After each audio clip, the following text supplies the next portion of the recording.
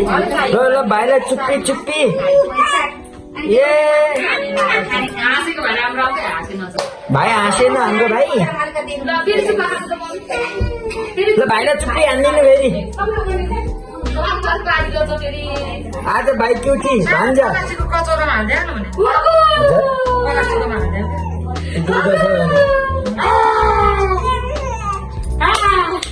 जान्छ भयो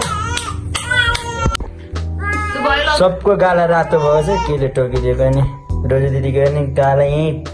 रातो भएको छ सोनी दिदीको पनि केले म चाहिँ रातभरि मारेर ल भान्जा बाबु ल फोटो त ऊ जाने काले खिचिदिन्छु मलाई आउँदैन त्यति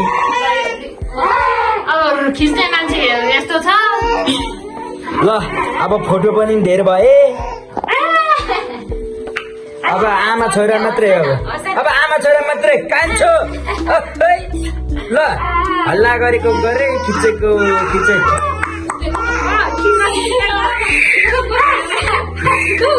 हल्लेको त राम्रो आउँदैन नि फोटो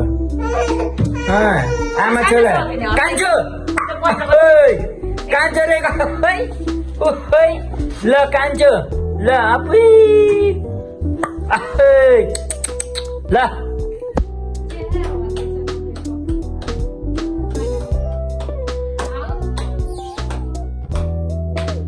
अगु भान्जा अगु अगु भन्दा पो उसले बुझ्छ त हाम्रो भान्जाले भयो टन्नै आएर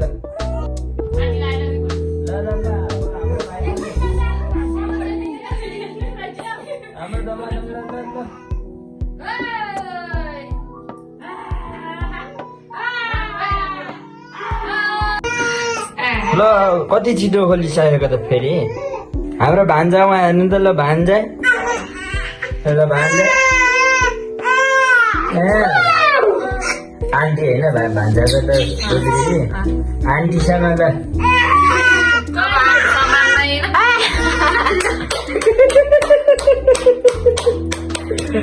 आमा चाहिँ क्यामेराम्यान हाम्रो सोनी आमा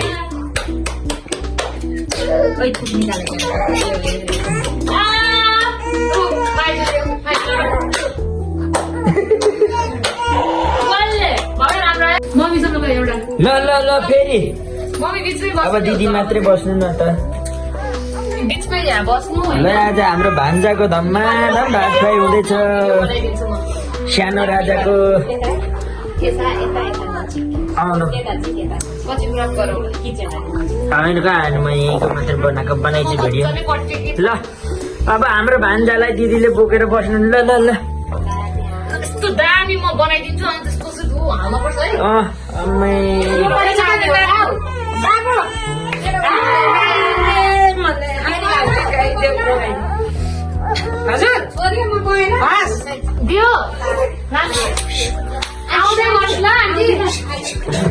पछाडिको त छेल्यो नि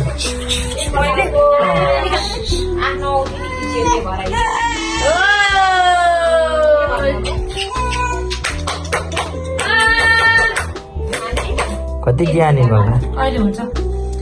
पछाडिको त त्यो त छेल्यो है फेरि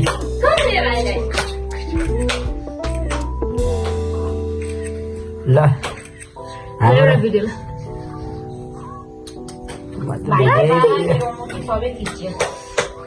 मम्मी हाँस्दैन ताली बजाइदियो हुन्छ हुन्छ ए ल बाबा अगाडि हेर्नु ल त बाबु भान्जा बाबु यता हेर्नु फोटो एउटा दियो भान्जा बाबु मिल्छ हौ त्यो एउटा त्यो उसमा हालेर ठोक्ने हो कि त्यो ठोक्ने हो कि भान्जा बाबु मम्मी त कान्छु बाबु सक्दिन बाबु आमालाई हेर आमालाई अनि यहाँ मेरो के भएर घाउ भएछ कालु आज कालु पनि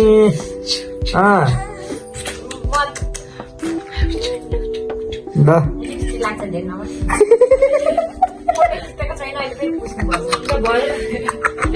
दिदी जान जे नगर्नु भने नि सबै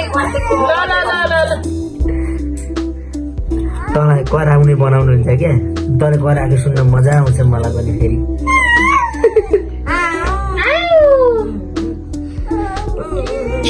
दिदी दिदी